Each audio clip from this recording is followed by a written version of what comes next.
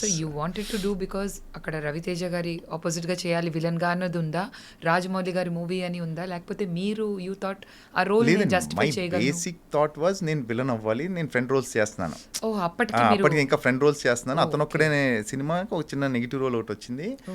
మంచి రోల్ అది యాక్చువల్లీ, సురేందర్ రెడ్డి గారిది. Then I wanted to do negative role. నాకు నేను చెప్పుకోగలిగింది, రాజమౌళి గారు ఆ టైంలో వరుసగా సినిమాలు నేను చేస్తాను. స్టూడెంట్ నెంబర్ 1 నుంచి రాజమౌళి గారి సినిమాలు ఐ వాజ్ దేర్, ఉన్నాను నేను. సో విలన్ అంటే నాకు తెలియదు అది, అంటే నాకు యాక్చువల్ లాస్ట్ మినిట్ వరకు నేను ఆ రోల్ చేస్తానని తెలియదు నాకు. ప్రాబ్లీ ఛత్రపతి యాడ్స్ ఏవో తీస్తున్నాను, అంటే పోస్ట్ రిలీజ్ తర్వాత లేక రిలీజ్ కన్నా ముందు క్రికెట్ మ్యాచ్ ఆడటం, దాని తర్వాత ఇంటర్వ్యూస్ ఏవో జరుగుతున్నాయి. అది అయిపోయిన తర్వాత నాకు ఇంకా బాగా గుర్తుంది అది. రాజమౌళి గారు ఆ ఇంటి నుంచి దాజే కారిక్ అన్నారు.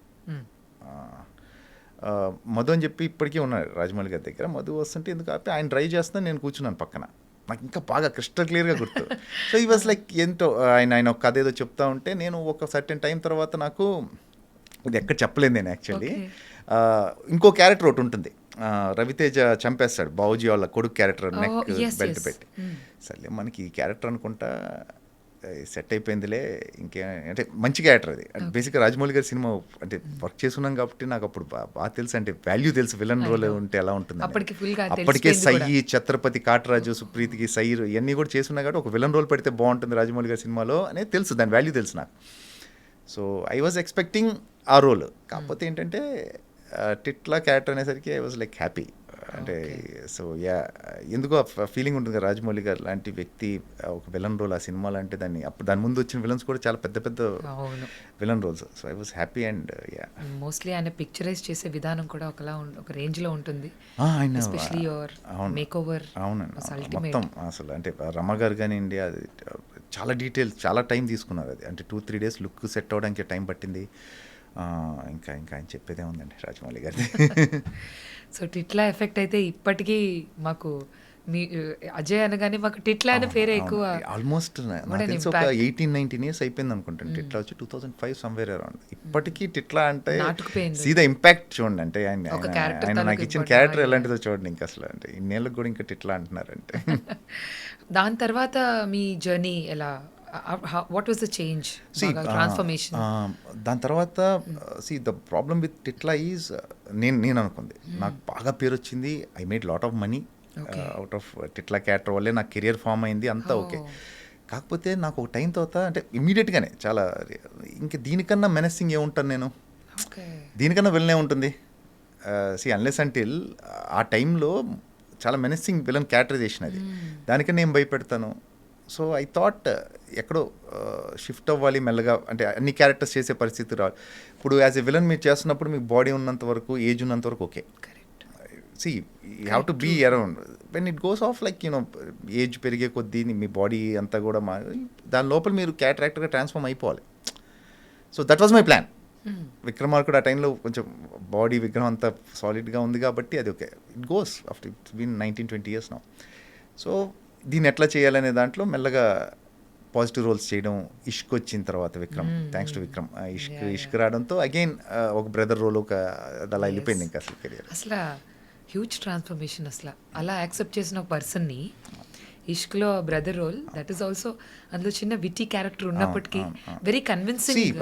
You are as good as your director అని, అంటే మీ డైరెక్టర్ రైటింగ్ బట్టే మీరు, any actor can't go beyond that. అంటే దాని పైకి వెళ్ళి అంటే ఏదో 1-6 డైలాగుల వరకు ఏదో కన్విన్స్ చేసి కొంచెం ఏమైనా పుల్ చేయొచ్చు అని యాక్టర్, బట్ బేసిక్గా రైటింగ్లో లేదంటే ఏ యాక్టర్ ఏం చేయలేడు, ఎవరేం చేయలేరు.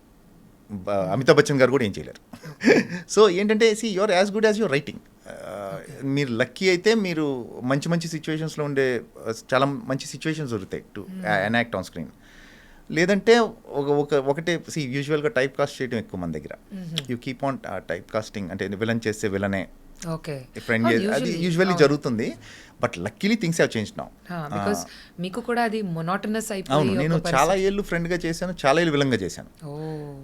అంటే దేర్ ఈజ్ ఈదర్ పాజిటివ్ ఉండేది, లేకపోతే dark, nothing like grey in between.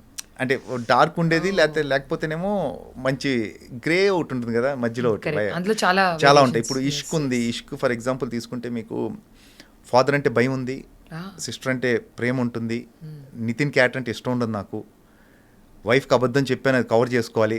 Ah. So ఒక్క సీన్లో ఇన్ని ఉన్నాయి. అవును. సో అది ఎప్పుడు వస్తుందంటే ఏమన్నా డైరెక్టర్ రాసినప్పుడు వస్తుంది. సో ఈవెన్ అది కూడా ఐ థింక్ విక్రమ్ నన్ను పెట్టాలని లేదండి. విక్రమ్కి యాక్చువల్ నితిన్ వల్ల రోల్ వచ్చింది. సో విక్రమ్ పెట్టాలని లేదనుకుంటా నాకు తెలిసి. సో విక్రమ్ కంటే విక్రమార్కుడు చూపించారు. Vikram was very particular. Vikram అనేది ఏంటంటే శివ అనే క్యారెక్టర్ ఆ సినిమాలో కంప్లీట్ నెగిటివ్ కాదు అది. Okay. The only thing is he doesn't like the hero. Correct. Nitin character అంటే ఇష్టం లేదు అంతే తప్పితే వాడేం రాక్షసుడేం కాదు. కాదు. తిట్లా చూపిస్తే ఏమిస్తారు ఆ రోల్ ఏమిస్తాడు Vikram. So he was little hesitant. Then PC sir came one photo shoot అంటే ఏదో ఆయన ఫోటోగ్రాఫ్ ఒకటి తీసి ఈజ్ ఓకే అని చెప్పడం అలా జరిగిపోయింది. అసలు and I got state award for that. Yeah that's what Nandi award మీరు విన్ చేశారు. Actually once again congratulations to you. అందులో ఎస్పెషలీ అలీ గారితో ఉండే ఆ సీన్ అయితే ఇంకా మర్చిపోలేం మేము. అది మీకు యాక్చువల్లీ చూస్తే మొత్తం సీన్ 2 కట్స్ ఉంటాయి. అవును, పెద్ద సీన్ అది యాక్చువల్లీ. Okay okay. పొద్దున్న స్టార్ట్ చేసి మధ్యాహ్నం చేసాం.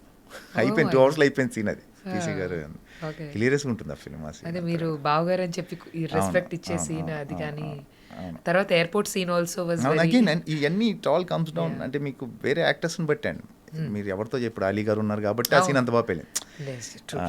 సో నిత్యమే ఉన్నారు కాబట్టి నేను చేయగలిగాను. అవును, ప్రాబ్లీ నేను ఉన్నాను కాబట్టి కొన్ని సీన్లు ఆల్ చేయగలి. ఇట్స్ ఆల్ సీన్లో ఉండేదాన్ని బట్టే ఉంటుంది. సో మనం ఇప్పుడు విక్రమార్కుడు 2 అని చెప్పి కూడా మేము వార్తలు విన్నాం. అది ఎంతవరకు అంటే అన్నారు కానీ ఇంతవరకు ఐ హ్యావ్ నో ఐడియా అండి దాని గురించి ఫర్దర్గా. ఓకే, నేను మీలాగ వింటమే. So no idea. Okay okay. So మీరు దిక్కులు చూడకు రామయ్య అందులోని ఫాదర్ క్యారెక్టర్ ఏకంగా చేశారు. So do you think as an actor పెద్ద రోల్ తీసుకోవడం ఎట్ అ స్మాలర్ ఏజ్ అదేమైనా నెగటివ్ అవుతుందా మన కెరియర్కి, లేకపోతే ఛాలెంజింగ్గా అనిపించిందా? బేసిక్గా నేను అంత ఆలోచించి ప్లాన్ చేసి క్యారెక్టర్స్ చేయనండి నేను. నాకు ఆ ఇన్స్టింక్ట్. నాకు ఇప్పుడు కోటి గారు వచ్చారు, రాజమౌళి గారి ఫస్ట్ ఏడీ ఆయన. కోటి గారు వచ్చి కథ చెప్పినప్పుడు నాకు కొత్తగా అనిపించింది అంతే. ఆ పర్టికులర్ టైంలో ఆ ఇన్స్టింక్ట్ ఏంటంటే ఇది బాగుంది కదా, ప్లస్ ఆల్మోస్ట్ టైటిల్ రోల్ అది, మెయిన్ రోల్. శౌర్యది నాది ఇద్దరిది మెయిన్ రోల్ ఆ సినిమాలో. సో నాకు చెప్పినప్పుడు అవును కరెక్టే కదా, వెరైటీగా ఉంటుంది కదా, ట్రై చేయొచ్చు కదా అంటే. యూజువల్గా ఏమవుతుందంటే చాలామంది వెంటనే కంగారు పట్టడం ఏదో జరుగుతుంది, ఫాదర్ రోల్ ఎందుకు ఏంటి. సో ఐ వాజ్ ఆ టైంలో నాకు అంత ఏజ్ కూడా లేదు, దరిదాపుల దగ్గర ఉన్నాను. బట్ నాకు కొంచెం చేయాలనిపించింది ఎందుకో, నాకు ఆ ప్లాట్ బాగా అనిపించి చేయాలనిపించింది. ఇన్సెక్యూర్ ఫీలింగ్ అంటూ ఏమీ లేదు. ఏమండి నేను ఐ థింక్ అంటే యాక్టర్స్ ఇన్సెక్యూరిటీస్ ఉంటాయి బేసికల్గా, రకరకాల ఇన్సెక్యూరిటీస్ ఉంటాయి. బట్ నేను ఎక్కడో కొంచెం ఆ విషయంలో కొంచెం ప్రశాంతంగానే ఉంటానండి. ఫర్ మీ నేను ఆ టైంలో ఫాదర్ చేయడం కానీ, నేను వచ్చిన రోల్ ఏది కూడా కొన్ని మీరు ఇప్పటికీ నమ్మరు, నేను సెట్కి వెళ్ళి తెలుసుకున్న రీసెంట్ టైం వరకు నేను సెట్కి వెళ్ళి నా రోల్ తెలుసుకున్నాను. ఇంకేం చెప్తాను, నా రోల్ ఏంటని కూడా అడగకుండా చేసినవి చాలా ఉన్నాయి. సెట్కి వెళ్ళే అంటే ఒక నమ్మకం అంతే, పిలిచారంటే ఏదో మంచిదే ఉంటుంది కదా. ఈ మధ్య అడిగి చేస్తున్నాను, బట్ ఏంటి అనేది అడుగుతున్నాం కానీ ఐఎమ్ నాట్ ఇన్సెక్యూర్ అని అంటే ఏం లేదు. I'm happy in that way. మీ పర్సనాలిటీని 3 wordsలో డిస్క్రైబ్ చేయాలంటే what are those 3 words that you tell? Easy going అని కొంతవరకు. Easy going. ఎందుకంటే on the screen we see you as a villain. చాలా మందికి ఇప్పుడు మీకు విలన్ క్యారెక్టర్ చేయగానే ఒక నెగటివ్ మైండ్ సెట్ కానీ నెగటివ్ ఇంప్రెషన్ ఉంటుంది యూజువల్గా. ఇప్పుడు సూర్యకాంతం గారిని చూస్తూ ఉంటే నాకు కొంత లక్ ఏంటంటే అండి, నేను ఎక్స్ట్రీమ్ నెగిటివ్ రోల్స్ చేశాను. పోకిరి ఫిలింలో ఫ్రెండ్ రోల్ చనిపోవడం అవి కూడా ఉన్నాయి నాకు. ఇట్ హ్యాపెన్ అంటే లక్కీగా అలా కుదిరాయి. సో ఇప్పుడు కూడా నేను చేసే రోల్స్ నెగిటివ్ ఉంటున్నాయి, పాజిటివ్ ఉంటున్నాయి. సో ఎక్కడో ఫుల్ ఫ్లెడ్జ్డ్గా ఆ ఇంపాక్ట్ అన్నీ చేయటం వల్ల ఏమో కానీ ఎక్కడో somewhere in between I'm managing things. So ఈ రోల్స్ ఆ రోల్స్ వస్తున్నాయి కాబట్టి I'm okay with that. So as a person simple, humble and your అంటే హంబుల్నెస్ ఈజ్ లైక్ అంటే ఎదురోని బట్టి it's a give and take. అంతేగాని మనం హంబుల్ అవసరం లేదు, ఎందుకు ఉండాలి. What you give you get it back. అంతే అంతవరకే. నాకు తెలుసు, నేను ఉంటా అన్లెస్ అంటిల్